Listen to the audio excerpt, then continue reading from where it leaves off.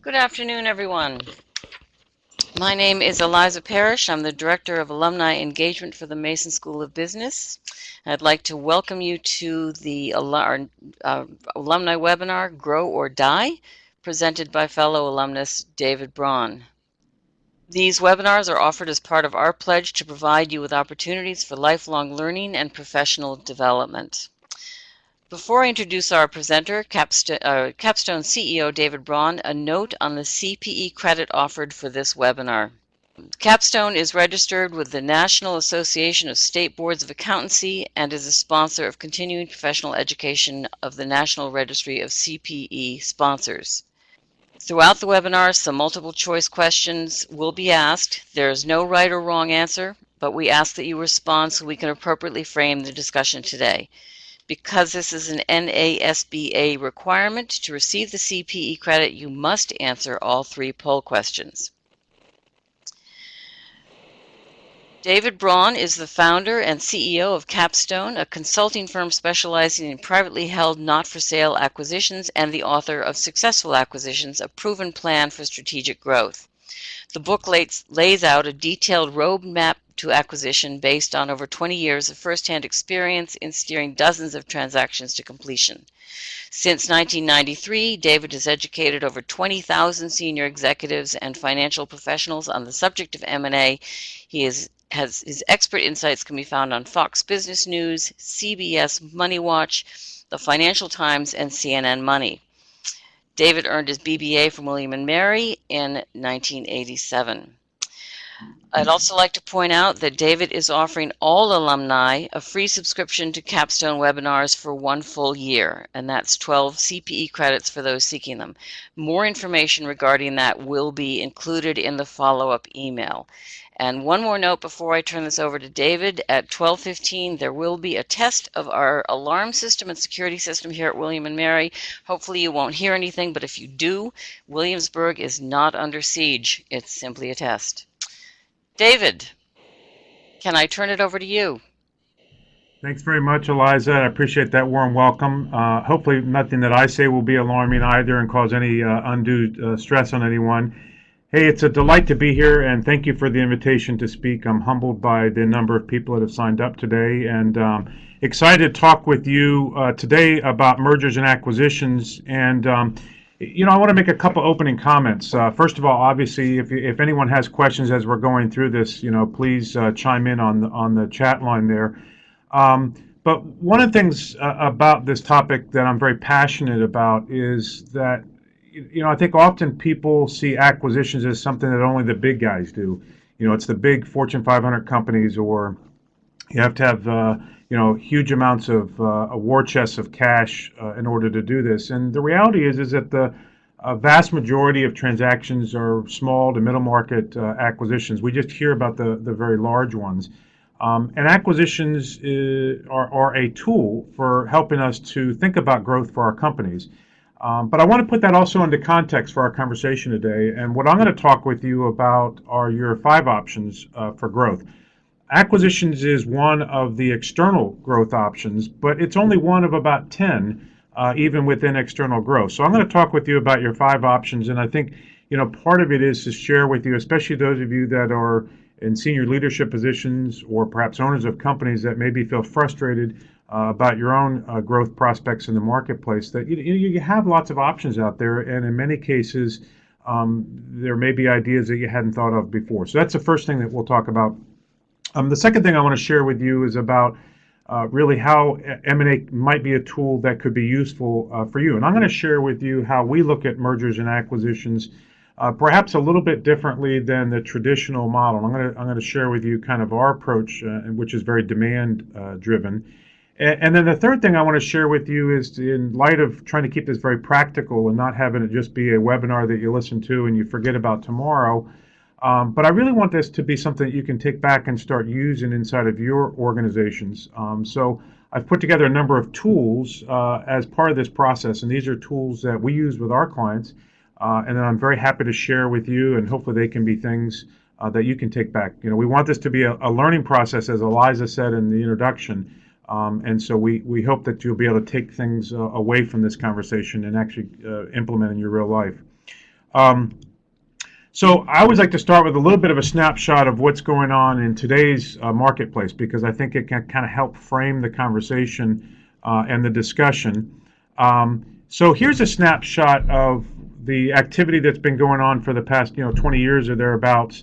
And I want to mention a couple things to you about this. First of all, you'll notice what I call the two twin towers there. And there were two kind of specific points in time where M&A activity, really was at a watershed. The first one was in 1998, 1999, and 2000. We had two big things that were going on at that time, you may recall. One is Y2K, which was a lot of fear, obviously, that was surrounded that, and a lot of anxiety because it was unknown. And then the second thing was the dot-com era, or era as some people like to call it, where there were companies that were being bought that not only didn't have any profits, they didn't even have any revenues. They were just ideas. So there was a lot of transactions that were going on that a period of time that was very much, in my words, had become kind of a feeding frenzy. Then we went into the trough on the downside because of the kind of the repercussions of that, but also because of course, 9/11 in 2001. But then we went right back up, and we saw that there was a lot of capital available in the marketplace. It was relatively inexpensive, and we saw, again, another wave of M&A activity. Again, kind of keep in mind to personalize this for all of us, what was going on in the residential mortgage industry. Well, a lot of the same kinds of things were going on in the corporate M&A world also. But since then, what we've seen is a pretty kind of malaise that's been going on. And we know that that's kind of our first marker that that's not normal and that's not going to last. We know historically, we can take this information back to 1925, and we know historically that M&A activity has a very strong correlation to the equities markets. Now, that's not terribly surprising.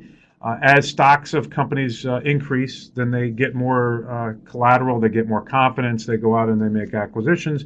As things go down, then they start to retreat. What's been going on in the equities markets here in the U.S. since 2009? Been pretty strong. And what's been happening in the M&A market since 2009? Not really a whole lot. And we've just recently, just really in last year in 2014, really started to see more of a move in M&A activity. So that's kind of our first marker in terms of knowing that there's going to continue to be, by all signs, a continuation of M&A activity. Number two is that we have record amounts of cash still on the balance sheets of companies, both public and private companies, record amounts of cash on the balance sheets. That's not sustainable. That's just not going to continue to happen, and we know that that cash is going to start making its way into the marketplace, and part of it is going to be through mergers and acquisitions. The third marker is that banks are eager to lend, and we're starting to see more what we call covenant light types of transactions, where banks are being more aggressive about lending for corporate transactions.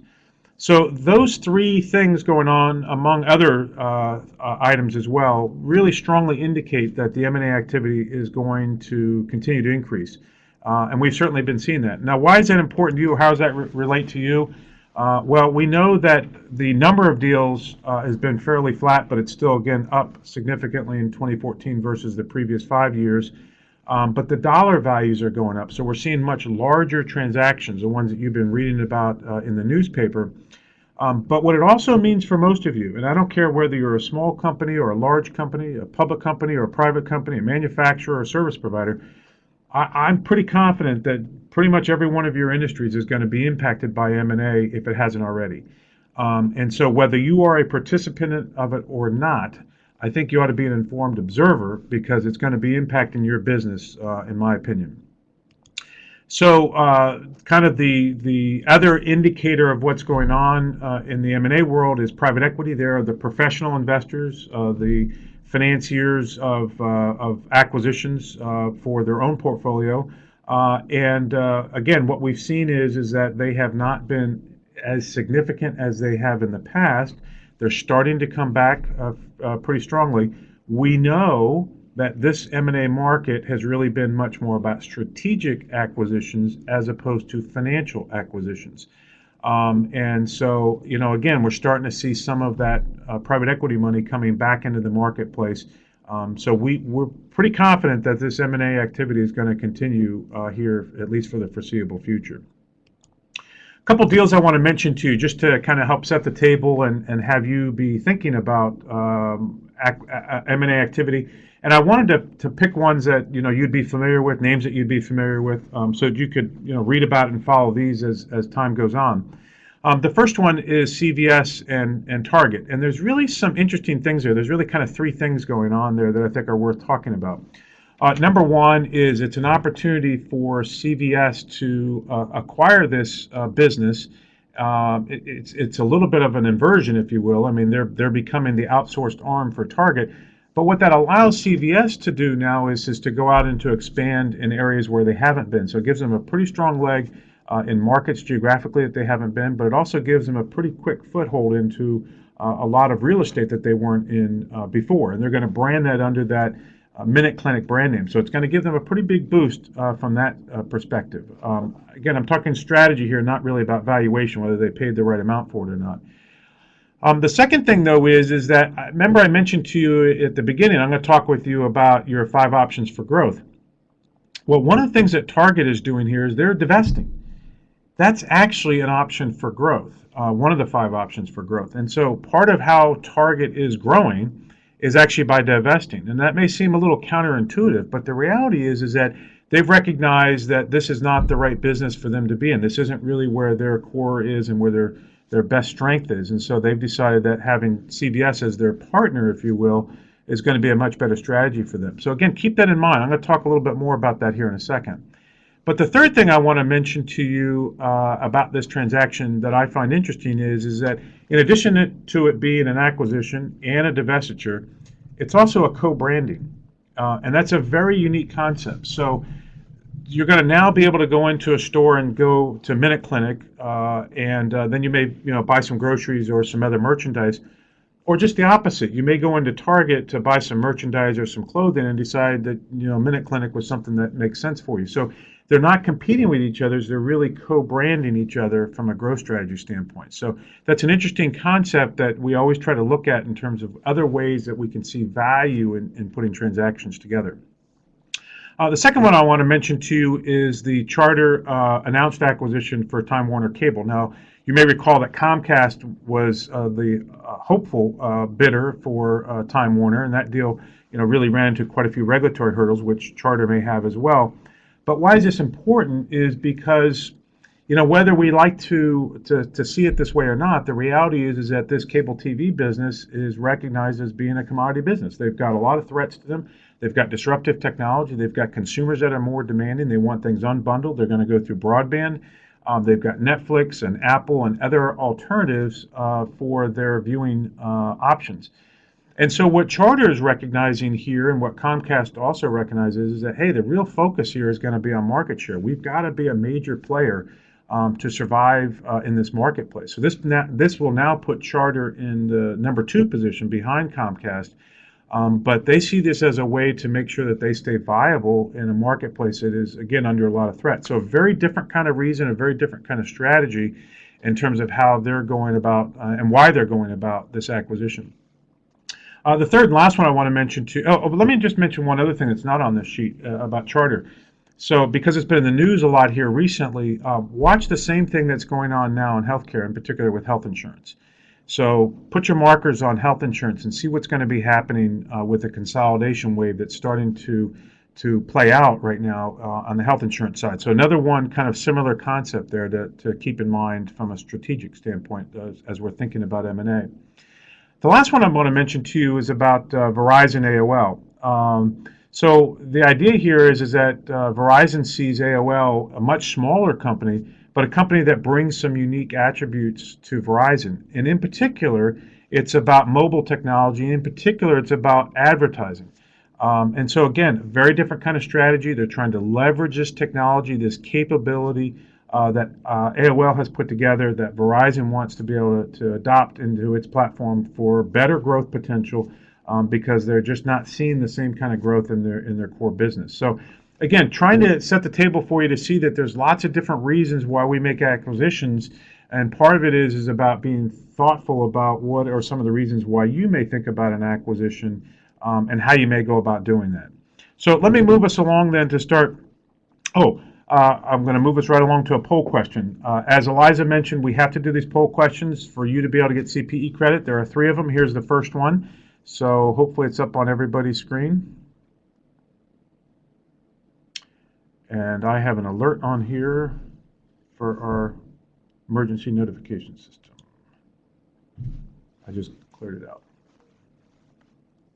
All right, we'll give everybody just another minute here to fill out their poll.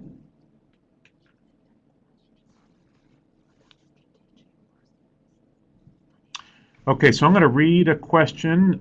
Strategic buyers are adding to their existing business. Example, CVS financial buyers are buying the financial return. Yes. Oh, okay, so explain the difference. Yeah, so Christine, I think it is, asked that question. The difference between a strategic versus a financial acquisition. So the real concept there is that a financial buyer doesn't bring a lot of necessarily real inherent value. They bring maybe capital and capital allocation knowledge, but they don't necessarily bring specific knowledge about the technology, the competitors, the customers, whereas a strategic brings that to bear. And there's 2 things in particular when we think about a strategic adding value. First of all, a strategic should always add more value than a financial. That's just sort of academic. But when we talk about a strategic, one of the key things that we talk about in acquisitions is this word synergy, which you often hear used and frankly overused. But one of the benefits of a strategic acquirer should be that they really add value synergistically, not just on cost reduction, because there's 2 kinds of synergy. You can either reduce costs or increase revenues. But the real value in a strategic acquisition is that they should bring value on the revenue growth side. So it isn't just about cutting costs, because you can only do that once. It's really about the ability to grow the business. And that's really where a strategic, done right, really adds a lot more value to a transaction. So hopefully that answers the question. If not, ask again. And do I need to end this poll? I'm just sort of asking here in the studio. Oh, there we go. Okay. And did we post the results? I think everybody's seen those. Okay. All right. So thank you for the poll. And you can see we've got a wide mix of people on the webinar today. So consequently, I got an unlevel playing field here. So I want to make sure that everybody comes along, and especially for those of you that are new to the topic. So I'm going to try not to use too many acronyms, and I want to make sure everybody gets the benefit of the conversation. So, here was the headline for the conversation for today, and it's something that I feel pretty strongly about. Grow or die. I sometimes have people push back though, and they say, I don't know if I agree with that, because I don't know that getting bigger is necessarily better, and I will agree with you on that. You could change one word on this. Instead of grow or die, you could say change or die. And I think part of it is it isn't always about revenue growth. As a matter of fact, we took one of our clients from about $550 million and we grew them to $285 million. And you may be saying, hey, that's not the kind of growth that I'm looking for, thanks very much. But the reality is that we quadrupled their cash flow. And we put them in a much stronger position for redirecting the future growth of their business. So much like Target, they're redirecting their growth by partnering and divesting that business to CVS. So I still believe that you got to grow or die, and part of it is really thinking about your business and what it's going to look like 10 years from now, because I bet it's going to be quite a bit different than it looks today. So on that concept of growth, what I want to share with you are what I believe are the 5 options for growth. And what I found over the years is that if I started to really think about and organize how companies think about growth, most commonly people think about it sort of twofold. Number one, organically. I can look at my internal focus, and I'm going to talk a little bit more about that. Or 2, I can focus on external, and most people readily say organic is hiring salespeople and external is about buying companies.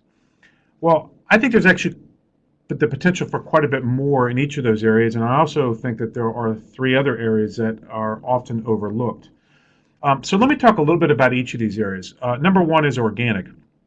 Now, Organic, yeah, certainly can be about hiring more salespeople, going to more trade shows, but it can also be about looking at ways to educate your consumer more. So, for example, we're right here, in the halls of William and Mary, and one of the things that we do for some of our clients in their industries is we get right into the colleges.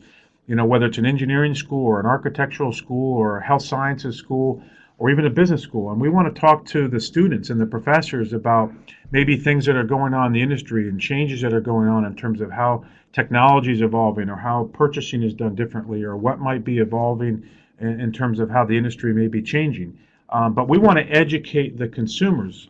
I just got back from a conference in Germany last week, and one of the things that we're working on developing is more education about biofuels and biodiesel, and we're getting right into the not only the academics but also the regulatory side, the government side, to educate people more about how this can work and how we can foster learning and better participation in that space. So there are things beyond just kind of the immediate, let's go do more advertising or hire more salespeople, that we can involve ourselves from an organic growth standpoint. It may take a little bit longer, but it also may have significant long-term impacts. There are more subtle things that we can do. So sometimes we look at things like accreditation or other ways of branding the products that we have, to have people in the marketplace, whether they be consumers or business folks, understand the differences between the products or services in the marketplace. So there's some way, think of UL listings as a way to kind of help differentiate. And we work a lot with trade associations to help come up with some of those. So a lot of you on this webinar today are CPAs.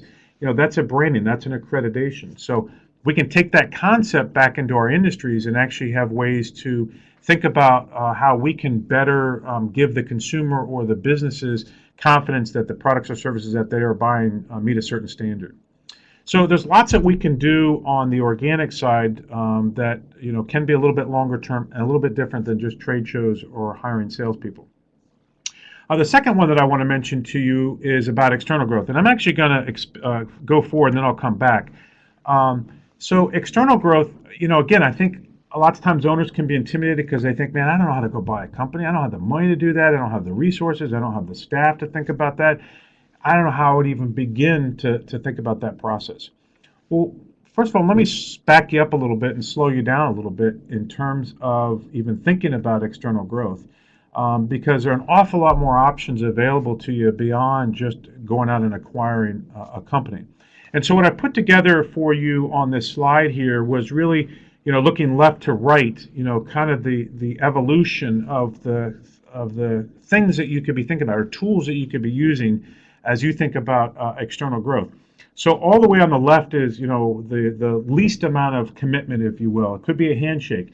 It could be, a channel partner or a contract that you agree to, resell a product or carry a line, or that you're going to bundle products. And that's, generally a low level of commitment, but, some level of commitment in terms of working together. We can move a little bit further to the right then, and we can say, we're going to be maybe exclusive. We're going to be the only one that carries this product, or we're going to be the only one that has at least this branded product, or we're going to create a special product for this marketplace, and we're going to be the ones that are going to be able to distribute that. I can move further and say we may do a licensing, and we certainly do this a lot with technology and software in today's environment. Or we can maybe move next there to minority investments. And this happens to be one that I think is a very unique and can be a very powerful tool, especially in today's environment. And let me just give you, we could spend a whole hour or actually a whole day just talking about minority investments. But let me just seed you with sprinkle a couple of ideas with you about why I think minority investments can be an interesting tool. First of all, it can help reduce risk. And a lot of people say, yeah, but I want to own the company. And I don't like the idea of being, a minority owner of a company. Well, first of all, I would never want you to be a minority owner of a company that's just going to be passive, because I don't think that's generally, it can be a good investment, but that's not really what we're talking about here. Second of all, I always want it to be someone you'd want to do business with anyway. So it's a company that you would find reason to do business anyway. This is just a stronger level of commitment. And then the third piece is we generally don't want that minority investment just to sit, I should say. So we generally want to put calls, options around that so that we can become the majority and ultimately the 100% owner.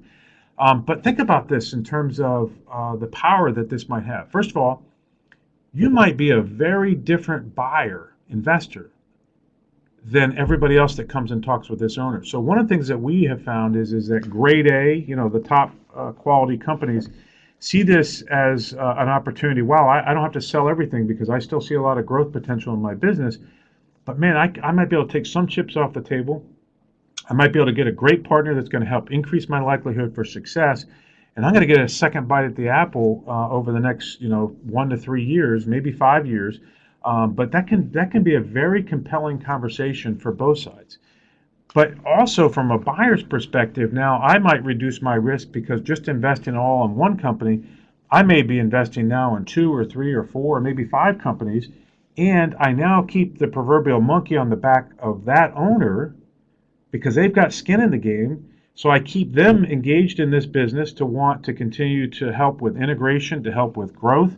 And if I've got challenges on valuation, where I've got a real disagreement on valuation, and oftentimes in the investment banking world we use what's called an earnout, well, how about if I use a true up instead of an earnout? So I've got a formula in place so that over the next, call it 3 years, we're going to pay you on a certain multiple. We're going to do it on an audited financial basis of EBITDA. And now if you continue to grow that business, guess what? You're going to get paid for it. And it's going to be fair on both sides, and it's going to be the rules are going to be established ahead of time. And so, we know that there's going to be a lot of incentive to help grow this business. So again, as a buyer, it helps reduce my risk. So I'm not suggesting that it's for minority investments are for everybody, but I can tell you it can be a very powerful tool that I think is often and too often overlooked. So let me keep moving down. We can move to joint ventures, which is the idea of setting up a new company. That's what really makes us unique. It's about equity in a new company where you have 2 or more. It doesn't have to just be 2 companies, 50-50. As a matter of fact, we like ones that have more than 2 companies. We don't like 50-50. We find that to be problematic. But now here's my opportunity to create a company that's maybe specifically designed to address a specific technological need or a specific customer or a specific geographic location, and I'm assigning resources, whether they be people or technology or locations or manufacturing facilities. But I'm going to assign those and direct those to this business. And again, it doesn't have to be 50-50. Sometimes we do them and they're 70, 10, 10, 10, and the distributions don't have to all be equal based upon equity. So there's lots of creative ways that we can have joint ventures that are a tool for us, again, in some cases to address a specific market that really needs a lot of focus. I can also move to a majority share. So this is less than 100%. And a very common one is 80%, so that, from an accounting standpoint, it can be helpful for intercompany debt and consolidation of financials. But 80-20, so now I keep the owners again. Still, I keep them engaged. I may keep the management team involved in an equity position. And I've got them now hopefully motivated to want to continue to grow this business because they're going to benefit from it as well. And then, of course, I can move over one step further and I can buy 100% of the company. So none of these are always going to be the right answer, and none of these are always going to be the wrong answer. And I think the point is that you've got lots of options available to you from an external growth standpoint. It doesn't have to just be binary, all or nothing.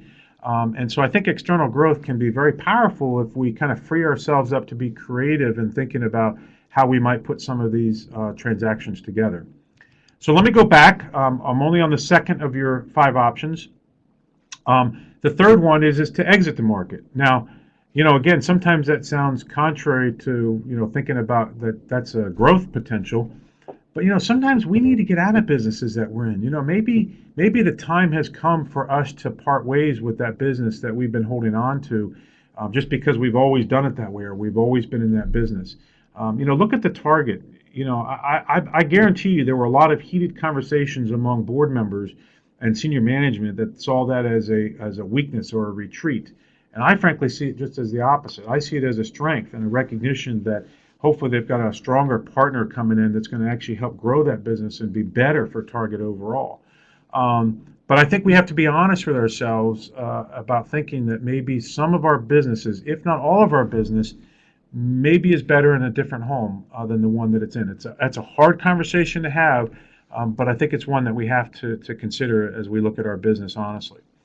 The fourth one then is minimize costs. I call this the jellyfish strategy. And the idea here is that by being a low-cost provider, and don't confuse that necessarily with being the low-cost seller, but by being a low-cost provider, I can survive. I can survive. So if, much like a jellyfish, if the tides go down or out, I go out and down with it. If the tides come in and go up, then I rise with the tides. I don't have a lot of natural predators. I just sort of go along with the market. But what it allows us to do is to be able to weather the downturns, like the one that we had here most recently in 2008, 2009. The companies that survived really well on that were the companies that had very lean structures and really were able to, if they hadn't already, they were able to minimize their costs. So I think it can be an effective part of a way for us to make sure that we're positioned well for long-term growth. And then the last one I want to mention to you is to do nothing. And in some cases, you just need to, just sort of business as usual. Keep doing what you do it well. But the do nothing is the one that scares me the most if you do it unintentionally. And so I think if we're deliberate about saying, hey, we're not going to do anything right now, we're just going to focus in on keeping doing what we're doing, I think that's fine. But what I struggle with, and I have seen this a fair amount over the last couple of years, is one that there's a sense of fear or paralysis. I don't know what to do. So consequently, I do nothing. And I think in many cases, the doing nothing means that people are doing stuff to you, whether you know it or not. Stuff is happening in your marketplace and things are happening to your business. And so that's the one again, if you do it intentionally, great. But the unintentional ones are the ones that I worry about the most. But I think you can see that you've got a whole toolbox of options available to you when you're thinking about growth. And part of what we like to do is take an inventory. And what I would encourage you to do in your companies is get your senior leadership to take an inventory of what are you doing and what have you done and what could you be doing, so kind of past, present, future, in each of these areas. And get everybody's input on what has happened, past, present, future, in each of these areas, and start mapping out. I think you'll be surprised, first of all, at how many things that you've done, number one. Number two, how many things you could be doing. And number three, about kind of a fresh perspective of thinking about growth. I think it liberates people to realize, man, I got a lot of options. Now what I need to start doing is thinking about how do I prioritize them? How do I, what I often say to our clients is that, your challenge is not lack of opportunity. Your challenge is lack of focus. And how do we get more focus on the growth opportunities that are going to have the most potential for us? So let's keep moving down further to start talking about how you can do that. So one of the first things you got to think about is, and we're going to focus today on that second one, the external growth. And I use this word acquisition, but think of all of those things that I mentioned to you on that pendulum of options available to you. Think of it, simply, the simplest way to think about it is the amount of equity or investment, commitment that you have. A little bit of commitment, a lot of commitment, a whole bunch of commitment. But why acquire? What do we think we're going to get out of an acquisition that we're not going to be able to do from an organic standpoint? So I put together here a table for you just to kind of highlight for you what some of the main reasons are. The primary reason that we look at historically, and certainly in today's market, is top-line growth. Organic growth is pretty anemic. The ability to capture, especially in the U.S., we're in a maturing market for many of our industries, most of our industries. So how are we going to get any more top-line growth? Just add more salespeople? I've seen that and I've heard that a lot, and it doesn't always pan out quite that way. So top-line growth is probably one of the primary reasons. But there are a number of other reasons that you see listed there. Technologies is a critical one. Maybe it's a geographic expansion that you need to be focused in on. Maybe you've got seasonality or cyclicality to your business model, so your capital investments are pretty inefficient. So we need to stabilize that from a financial standpoint more. Maybe it's that you need to add talent. We've been seeing that we call those group hires. If you look at Yahoo, I think it's a very interesting story. I've been interviewed a number of times about it, and what Marissa Mayer has done there from a collection of really top talent on mobile technology. And now the question is, how do you get all that integrated and going in the right direction? But that was really much more about buying people and collecting that thought leadership together than it was really about buying financial revenues, because there really weren't significant ones there when you look at businesses like Tumblr, for example. But you can see there's a lot of reasons there. on the bottom right there, I mentioned to you about two to watch out for. One are egos. Egos sometimes get in the way. I actually don't mind egos, and I'll tell you why. First of all, egos tell me that there's at least a bias for action. There's a bias for action. And so my job at that point then is really to focus in on how do I direct that bias and get that action headed in the right direction. So, but I've got someone who's willing to make decisions, willing to take risks. And my job is just to make sure that we get the right transactions in front of those folks. The second one that worries me more, and that's lemmings. That's the follow the leader. Everybody else is doing it, so we better do it. Well, let me tell you something. If you're now starting to think about acquisitions because your competitors have been doing it for 2 years, you might want to think about a different strategy. And I'm not saying don't do acquisitions, but what I am saying is that the acquisition strategy that they've already started deploying, you're probably 5 years behind the curve. And so lemmings are ones that worry me because they just sort of follow the leader. And that's not a very pleasant view when you're on the trail because the view doesn't change a whole lot. So I encourage you, if you find yourself in that position, you got to think really strategically about how we might be able to now leapfrog that and think even differently about how to position yourself in the marketplace. But why are all these important? Well, I think it's important because you need to figure out what your one reason is. What is your one reason for acquisition? My best analogy for you on this is think about HR. When you're going out and hiring people for your business, you hire a controller, or you hire a head of sales, or you hire a receptionist, or you hire a new IT person, like Dolores is sitting here in the studio with us. These are all really talented people.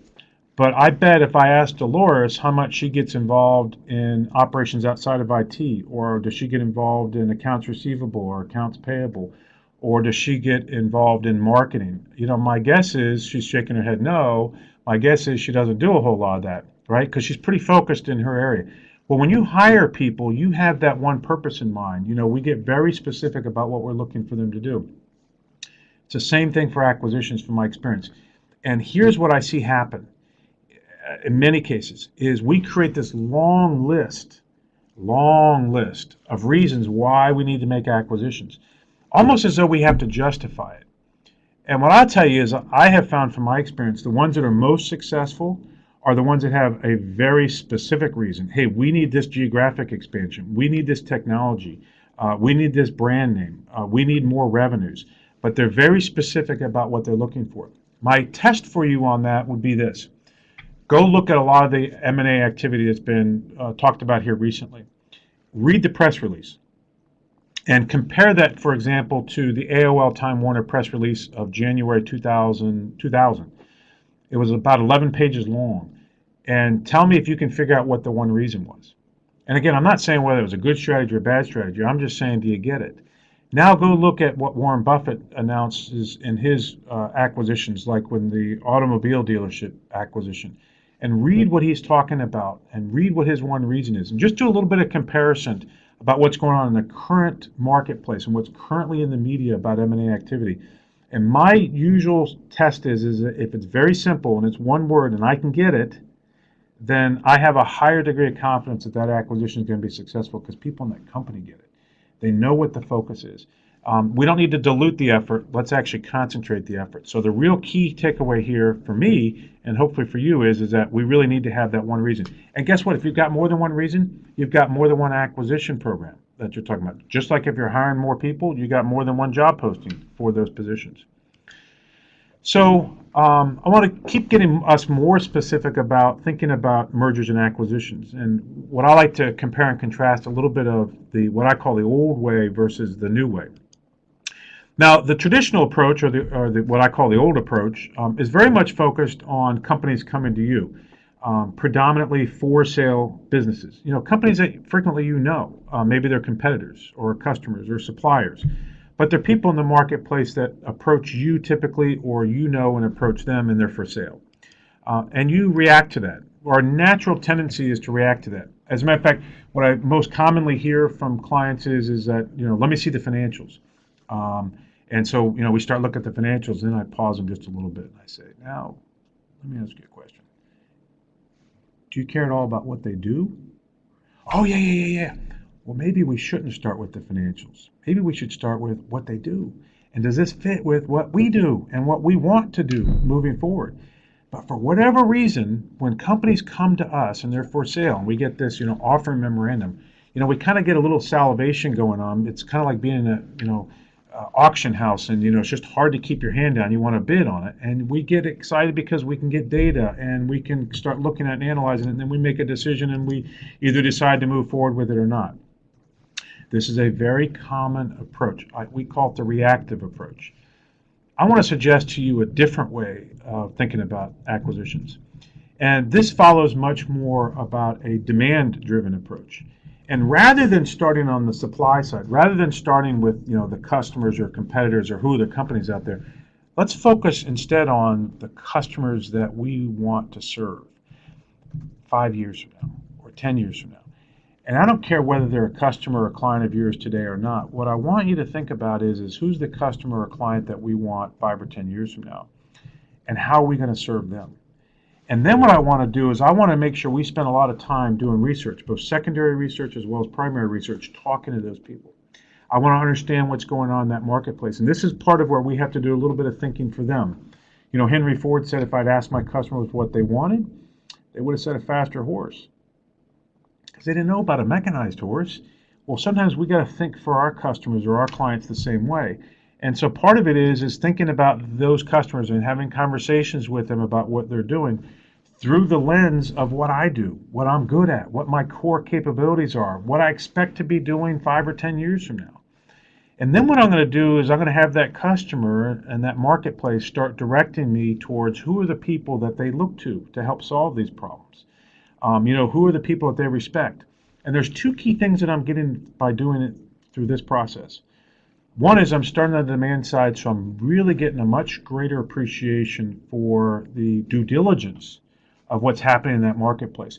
I got to tell you, I find when I go to meetings with owners of companies that they're going through this process, in many cases I know as much, if not more, about that marketplace than maybe they do. They know their business much better than I do, but I may know more about the marketplace than they do because I've got a much richer and broader depth of knowledge on that marketplace. So the first part is about due diligence, but the second part is I'm now having the customers direct me to my acquisition candidates. So I've had a certain level of screening that's happening because of the process changing, as opposed to in the reverse, in the traditional approach, I find the companies, now I got to go talk to the customers to do my due diligence to really understand the marketplace and how they're positioned. So I totally changed the way that we think about acquisitions in terms of how we're even finding the companies that we want to approach. So I've really changed the paradigm by following much more of a demand-driven approach as opposed to a supply-driven approach. Now, what makes a good acquisition? Well, I think from my experience, it's all about having a disciplined process. So let me kind of get you to think for a minute about your own business. How many of you have an HR manual? I'm going to guess most, if not all of you, probably do. And if I asked you to walk me through how you go about hiring people and how you hired the most recent person in your company, you'd probably quickly rattle off, we put together a job description and we went through a lot of detail about that. Maybe we hired a recruiter, we did a posting, we brought people in. We first of all maybe reviewed resumes, did some phone interviews, brought people in. And then we, figured out who the ones were that we wanted to make an offer to. And then we made offers and we brought them in. Well, there's a lot about that really resonates with acquisitions. So if we think about the process for acquisitions, my shorthand for you, especially those of you that are not familiar with this process, with M&A, is think about hiring. Because M&A is a lot like HR. It's a lot like hiring people. And so what I've come up with is 3 major phases for thinking about M&A. The first phase is about building the foundation. And that's really all similar to the hiring process. What's my job description? What's my one reason? What's my vision for what it is that I'm trying to create for my company?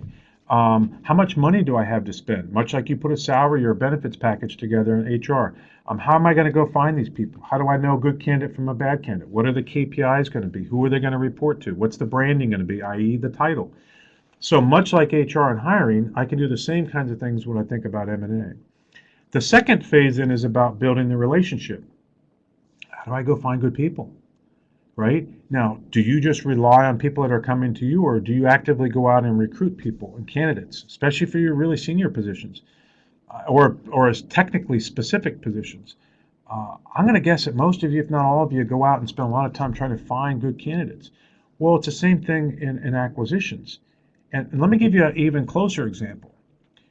The last person that you hired, did they have to quit a job? Were they working somewhere and they had to quit a job and maybe move to go work for your company? That's a big relationship that you just built. You get someone to move their family, sell a house, move. Well, that's no different than buying a not-for-sale company. You're now convincing this owner that they should be interested in wanting to become part of your organization. So I've got to convince someone that has a presumably good job to quit that job and buy into your vision. Well, the same thing happens in acquisitions.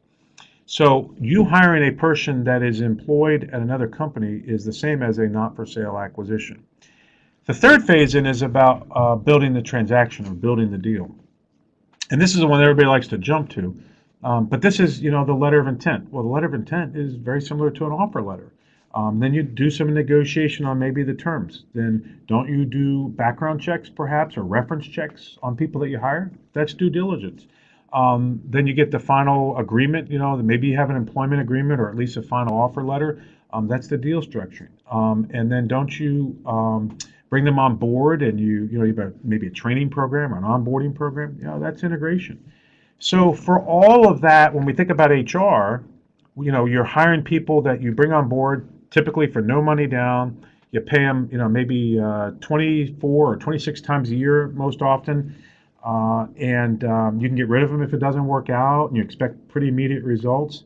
And for all that, we create a lot of processes. We've got big, thick manuals and lots of people working on this. Now I'm talking to you about spending millions, if not tens of millions, maybe hundreds of millions of dollars. And my question to you is, where's your process? And that's really what I think is empowering about M&A is it's creating a process for thinking about how you're going to make the best of your investments, much like you do when you're investing in people. So this is the process, and what we have for you is just a template that we created at my company that talks about all these steps. And I talk a lot about this in my book, that I want people to be able to see how to go about doing this. I want, I didn't want to hold anything back. I want you to see how you go about doing this. And now the key is to create the process that works best for your company, using your nomenclature, your vocabulary, and your steps in your organization. But it's really about creating that kind of a process. And if you find yourself getting stuck, my encouragement to you again is think HR. What would I do if I were in HR, if I were hiring someone and I was stuck at this point in the process? And I think in many cases it's going to help you get unstuck. Okay, so who then are the people that get involved in all this? And there's two primary ways that we think about the people that are involved in this. The first is your internal team. And that's much more than just the CEO and the CFO. The second is your external team. So the internal team, I think, most often works most successfully if you include all the functional areas of your business. Now, again, I don't care if you're public, private, small, large, manufacturer, service provider. We all have about half a dozen areas in which we run the operations of our company. You got finance and accounting and operations and IT and legal, maybe customer service. But we all have those kind of half a dozen or so areas of our business. I'd like for each of them to have a seat at the table. I want each of them to have a seat at the table to understand why we're doing this, why this makes sense, how they need to play a role.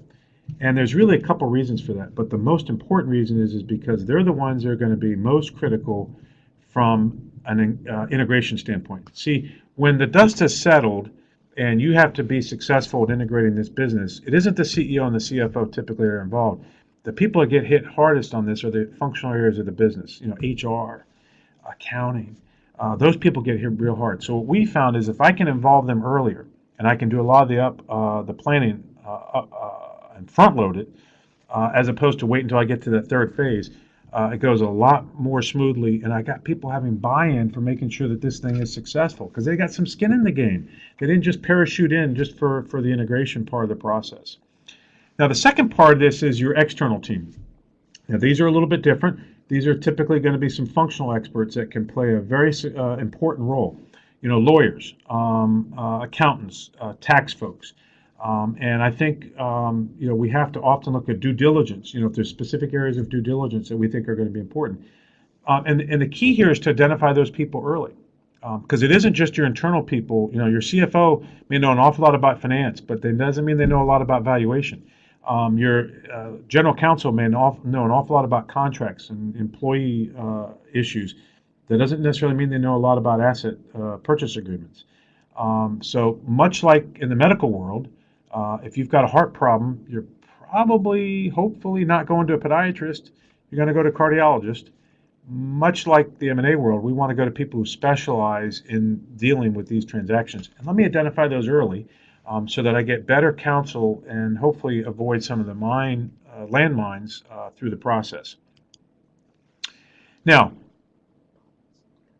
okay, we ready for the next poll? Okay, so we're gonna. I'm told we need to take our second poll. So here's our second poll.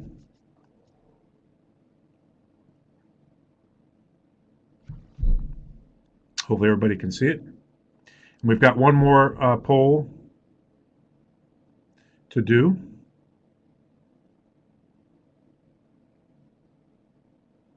So we'll give everybody a minute here.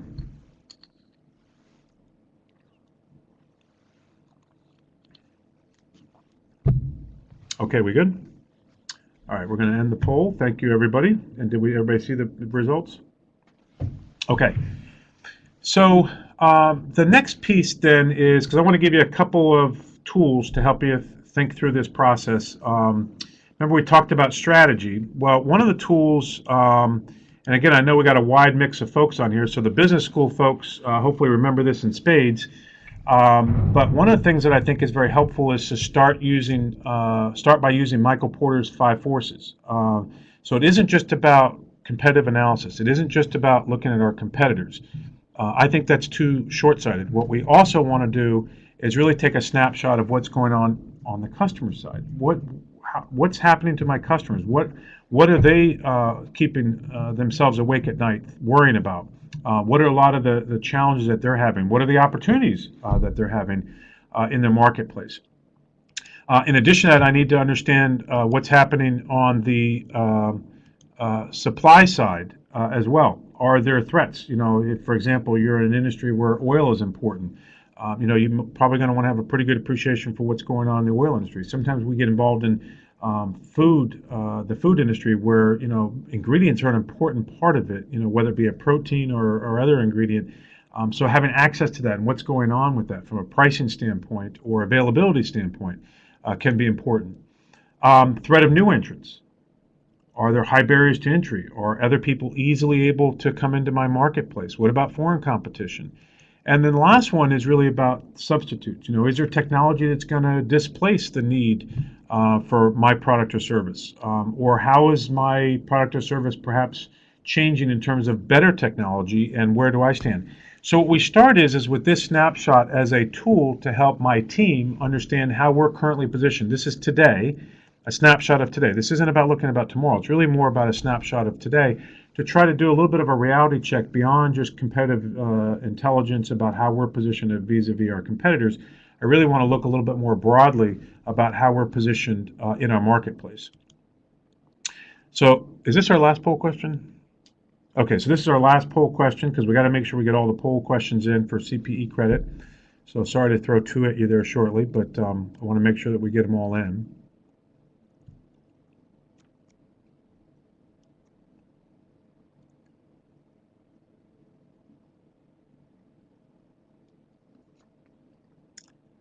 Hopefully not too complicated of a question for anybody.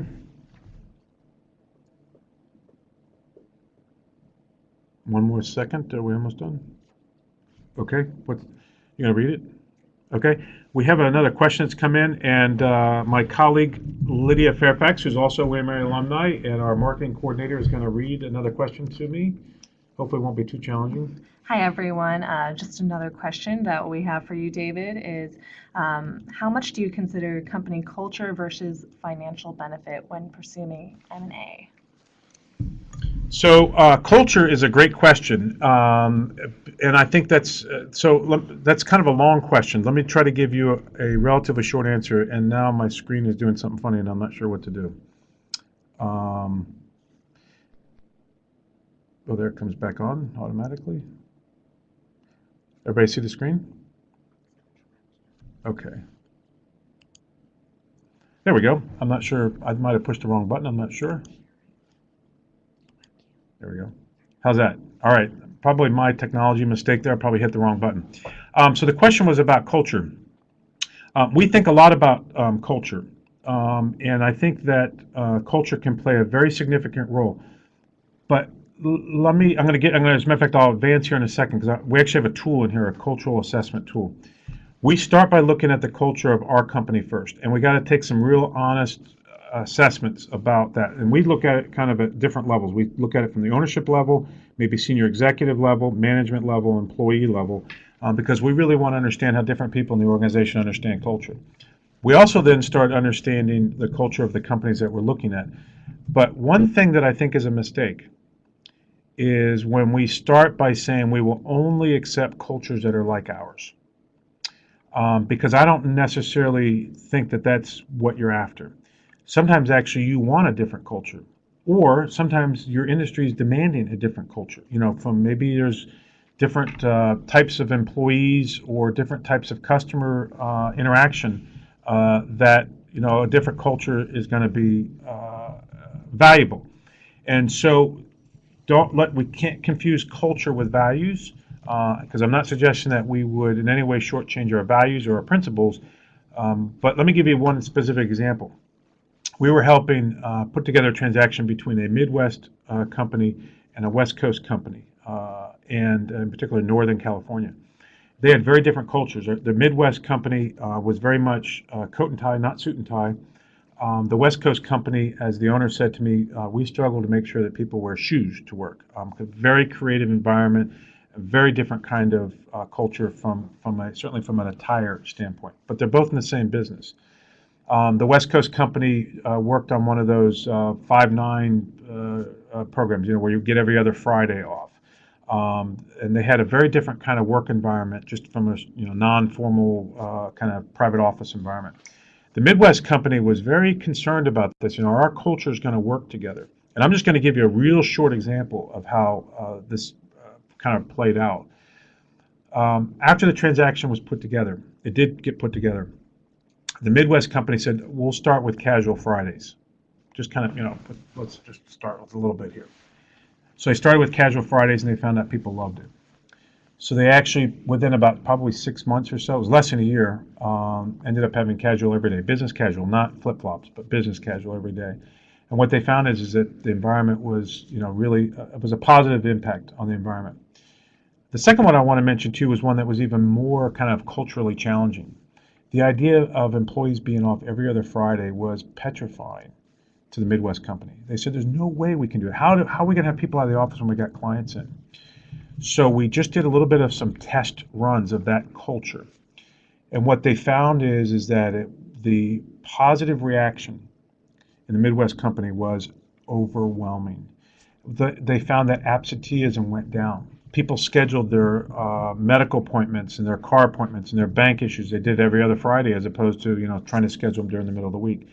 So just to kind of maybe a too long of an answer to a short question, but what we find is that we have to be careful about how we use culture, but we want to take some, and I'm going to show you here in just a second, some cultural assessments. But let's not ignore companies that maybe do things differently than we do or have a different environment than we do, because oftentimes that can be very beneficial, and it may not be that either company has to change, or maybe both companies change, or maybe one of the companies change. But let's not be so binary about, it has to be a culture that's like ours. David? This is Eliza Parrish signing back on. It's 1 o'clock now, and I'd like to invite the participants that are still on to stay with us for a while if you'd like, because I think that we can continue on happily, assuming you all don't have to run off to a meeting. So if you can hang on, we'll stay with you.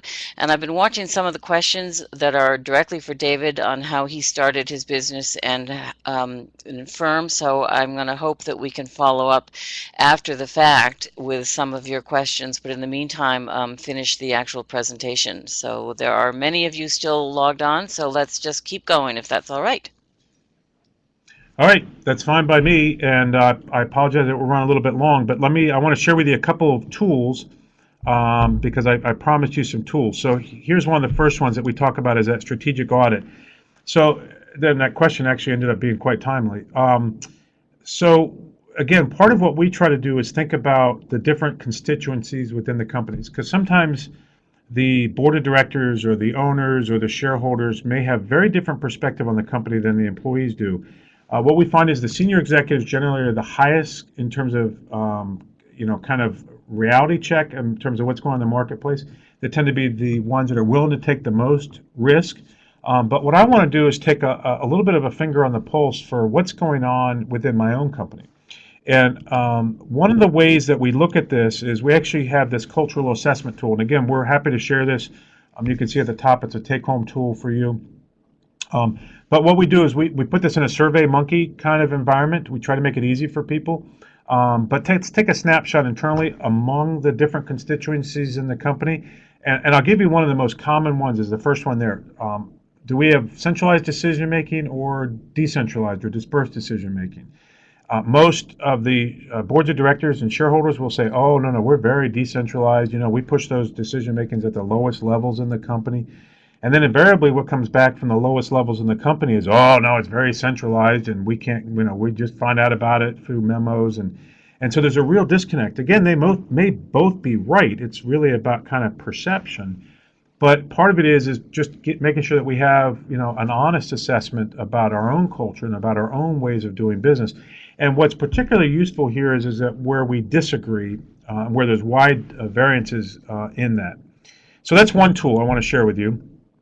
The second one is about what we call painting a picture. And this is kind of a tool to help bring a little bit of math to the conversation. A fair amount of M&A activity can be emotional, and it can be fairly subjective. How do I know a good company from a bad company or a good market from a bad market?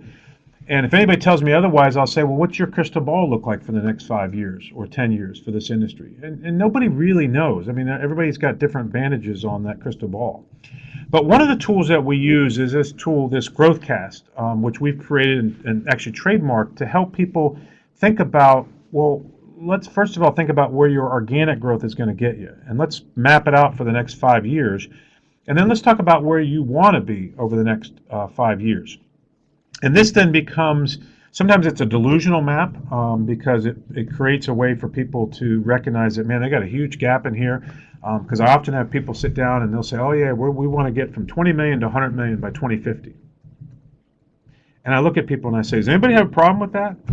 Because let's just sort of look at what does that mean. I mean, how are you going to get from 20 million? You've been growing at 2% for the last 40 years. How are you going to all of a sudden get to 100 million by 2050? Well, maybe we can get you there, but let's talk about what it's going to really take from a commitment standpoint. So this is a tool to kind of have people gather some kind of the honesty about what's going to be involved, especially when we start looking at the organic potential for our marketplace and our company specifically.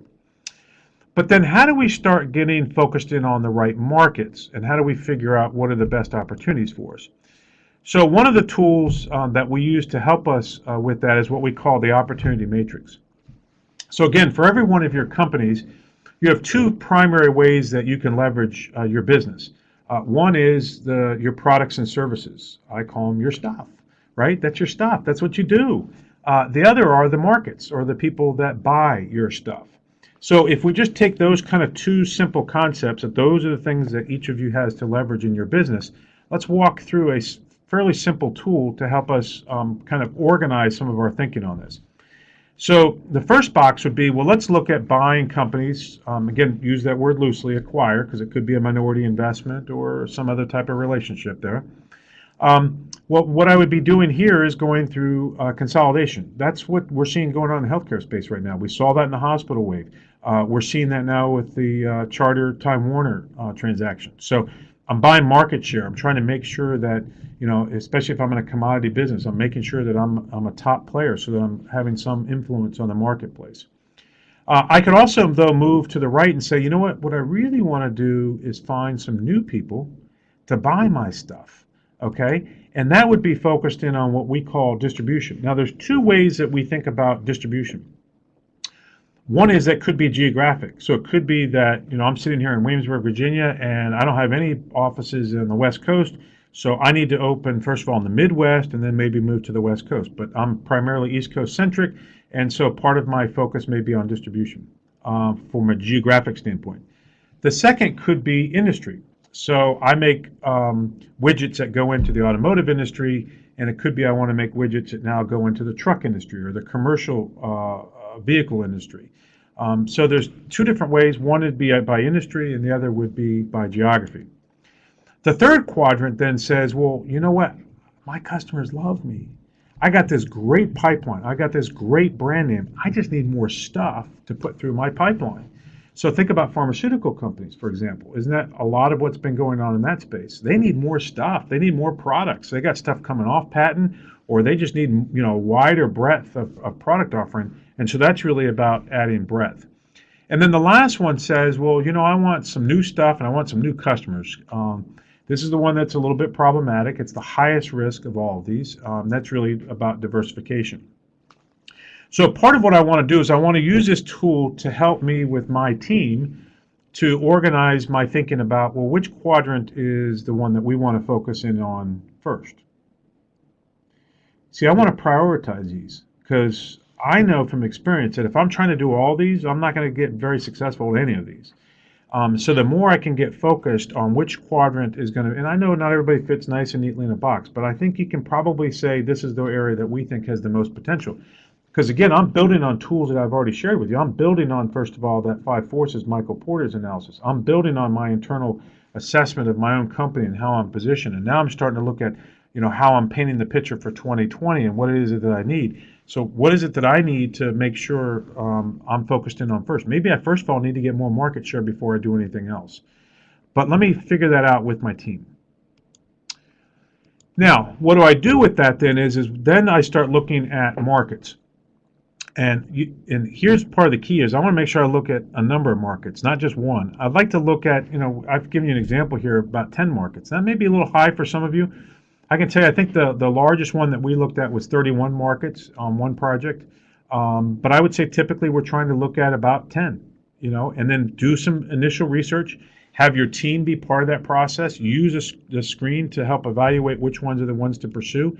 And then I'm going to start looking at the candidates. Keep in mind that demand-driven approach. I'm going to use my customers of tomorrow to help me figure out who the companies are that I should be buying today or partnering with today. We know from experience, I don't know if you can see my, what do you call those things, this arrow on the screen or not, but here, I'll put it on here. Here's something I want you to look at right there. Hopefully it shows up. 100 candidates. And you're going to probably get a little scared when I show you that number. It's about 100-to-1 ratio. Think about when you're hiring someone. How many resumes did you start with before you hired someone? I bet for positions where you're starting from scratch, and especially if they're maybe not super specialized positions, you started with a bunch. I bet it was probably close to 100 for many of you. The key here is that I'm not so omnipotent that I can tell you who the one company is to go acquire, but I can tell you through the process of looking at a lot of companies, you're going to get the confidence and conviction that these are the right companies to be moving forward with. So now how do we start looking at targets? And I'm about to wrap up here, but I want to show you how to start putting together a pipeline of candidates. Because again, keep in mind, I'm not just focused on for sale deals. I'm focused on which ones strategically fit what it is that I'm most interested in for my business model. So the first one are going to be what we call the usual suspects. It's going to take us right back to those companies that come to us or that we know, they're on our radar screen, we've heard about. But let me flush those through and figure out whether or not those are really ones that I should be looking at. Most of us have, in our top right-hand drawer, we have, probably a list of companies that we've been thinking about and talking about for a dozen years. Well, let's figure it out and figure out whether or not those should be moved forward or not. The second one, though, is through market research. That's that demand-driven approach. I want to understand what the markets are saying. So I'm going to talk to a lot of people in the marketplace. I'm going to talk to trade associations, regulators, academia, whoever's involved in that marketplace. I want to understand what they see going on. I'm going to attend those trade shows because oftentimes we find out about companies that maybe you didn't hear about or weren't on your radar screen from being a player in that marketplace. Here's one that I think is most overlooked. I'm going to use this arrow thing again. Right here. Did that work? That worked. Your own internal people. Listen, you don't need to hire somebody with a pinstripe suit and the braces and the hanky in the pocket to tell you who to acquire. Start with your own internal people. The group that I like to start with is your sales force. Create a process for them to be able to bring ideas and leads into the fold. Why do I start with them? I don't know if you can see this in the camera. Right there, finger on the pulse, right? Don't your salespeople have a finger on the pulse? Aren't they finding out what's going on in the marketplace? They know where they're getting beaten up. They know where they're losing accounts, where they're gaining accounts. They know what they'd like to have, what the customers are telling them. Why don't I start with them and make sure I create a process for having them help identify who some of the people may be on my list. For sale companies are certainly ones that I want to make sure I look at. So I want to make sure I know who the investment banks and brokers are that tend to handle for sale transactions in the industry, so I can proactively identify those, not just the usual suspects or the for sale ones that come to me.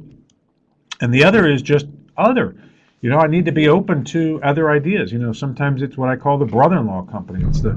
You met someone at a party and they start talking to you about this company. Well, how do I create a process for making sure that I run those through the funnel to understand whether or not they are a prospect that's worthy of further investigation? So hopefully I think we've already asked this last question, is that right? Yeah. So hopefully that gave you some ideas. So I'm going to end there because I know we're out of time. Hopefully I gave you some ideas, sparked some thoughts. We'd love to continue the conversation. I don't know if we have time for a question or two, if there's a question that we want to ask. Lydia? All right. So if you guys can stay with me, I'm happy to stay and answer a few questions, but thanks for everybody for being on today. Well, Lydia's looking over. I would just like to thank people for staying with us for this and remind everyone that we will be sending out an email with the recorded webinar and the slides. And David has generously offered to let me include his contact information for those of you who might want to ask him a question directly. And I think somebody was asking about the credits. We will take care of that and communicate with you via email. So watch your email for emails that will come from either me or Kelly Miner. And with that, if there aren't any questions, there may be one or two, and he'll take them. But let me just jump in first and say thank you so much. And let me just add to that.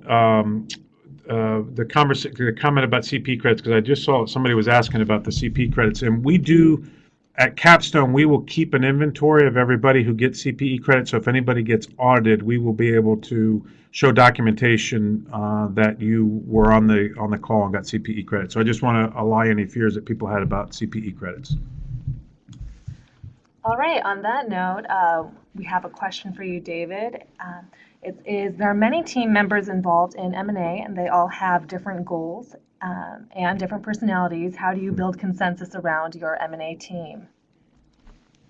Great question. So, one of the beauties of the fact that I've got an acquisition team that has very different perspectives is that I got an acquisition team that has very different perspectives.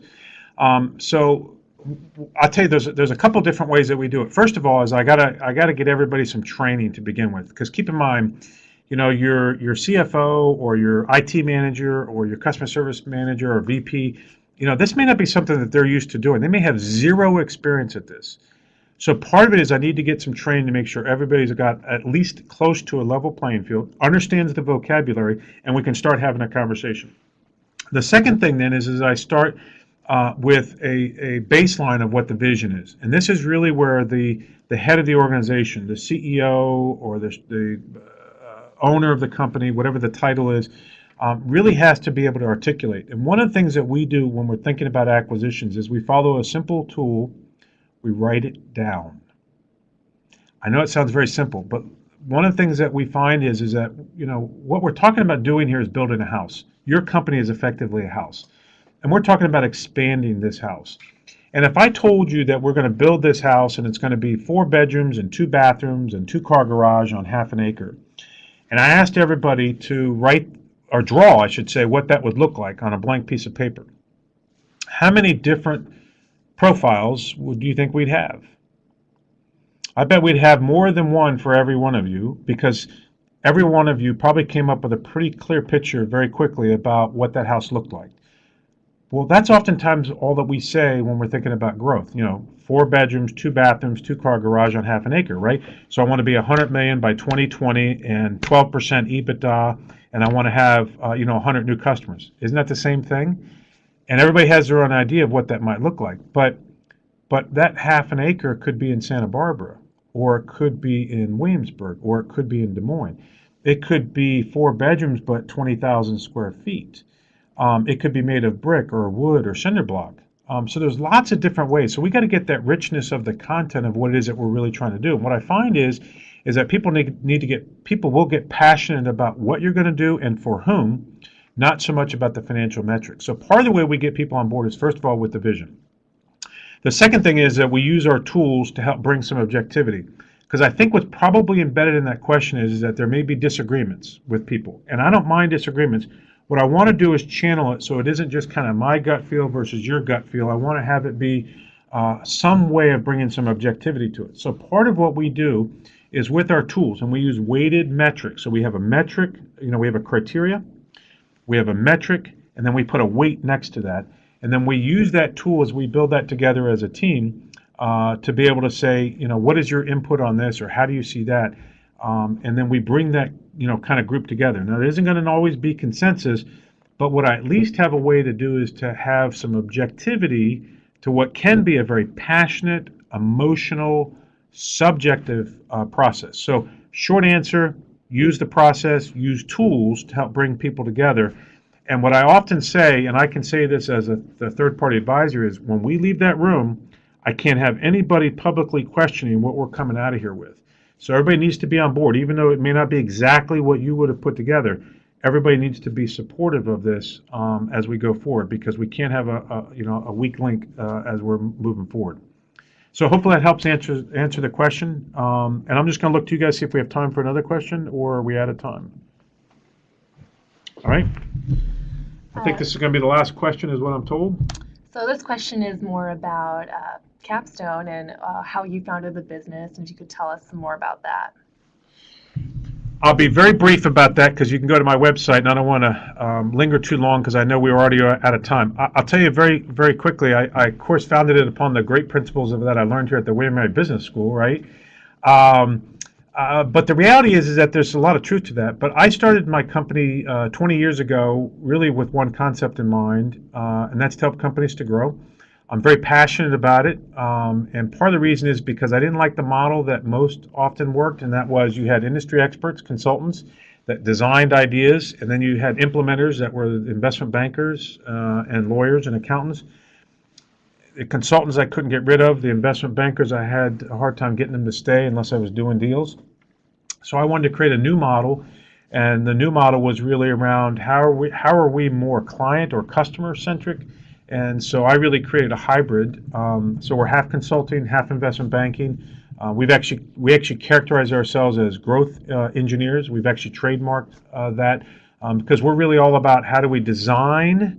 Think of it in architectural terms or building terms. We actually design growth strategies. We actually do all of our own original research, primary research. We actually put together transactions with owners. We primarily specialize in not-for-sale transactions. We actually do all the contacting the owners, the meetings and interaction with our clients, all the way through to putting together letters of intent, deal structuring, due diligence, integration. So we do the whole thing. So we're connected with our clients all the way through, and the proverbial "we got to eat what we kill" kind of concept. So we got to live with what we end up with, and so consequently, most of the clients that we work with, we've been working with for going on now decades. We have our first client that we signed 20 years ago, still an active client of ours today. So hopefully it gives you a little bit of a snapshot of my philosophy. And I want to thank everyone again. I want to thank Eliza and William & Mary for having me here today. It's been a real honor and a privilege. If you've got additional questions, I'm happy to answer them. So don't be bashful about emailing us, we'll be happy to follow up with you. If you want any of these tools or you've got specific questions, I want you to be able to use this stuff. I don't want it to just be a webinar, you got a CPE credit and it's done. I want you to be able to actually use this. We're giving you a full year to attend our webinars. We do one a month on each of these topics. I want you to be able to actually use this stuff and just give me feedback. Tell us what else you'd like to see or what detail would be helpful to you. But thanks again, everyone, and have a great summer. Appreciate it. And thanks from me too. And I also want to thank all the people behind the scenes that you're not seeing who have been extremely helpful in making this successful. And don't forget that David has offered to let you all sign up for his webinars for a full year for free. So keep your eye out for the email for that. And again, David, thank you so much. This has been a wonderfully rewarding webinar with a tremendous amount of valuable information. So thank you for coming into William and Mary for doing it. We are very, very appreciative. Thank you.